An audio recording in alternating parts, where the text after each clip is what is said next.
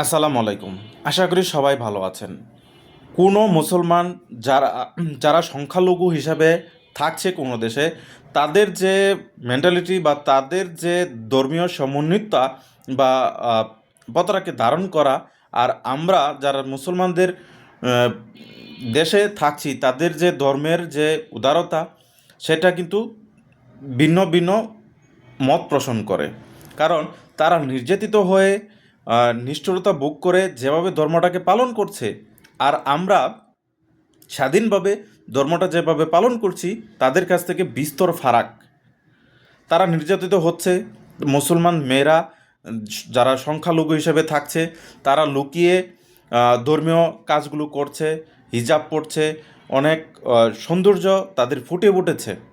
আর আমাদের দেশে যখন সালাতে সময় হয়, তখন আমরা সেটাকে ভালোভাবে প্রেজেন্ট করতে পারি না বা পড়ি না, হিজাবটা ভালোভাবে পড়া হয় না, বা ধর্মীয় অনুশাসনগুলো কিন্তু আমরা সেভাবে আহ, মানি না বা পালন করি না।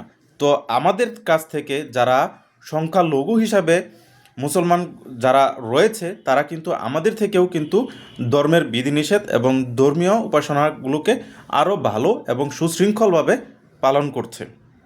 তারা বুঝতে পারছে কিভাবে তাদেরকে ধর্মটাকে ধারণ করতে হয়। কিন্তু আর আমরা তাদের কাছ থেকে বা মুসলিম আহ, আমাদের যে পোষণ করাটা, মত পোষণ করাটা, তারা তাদের থেকে আমরা বহু অংশে পিছিয়ে আছি।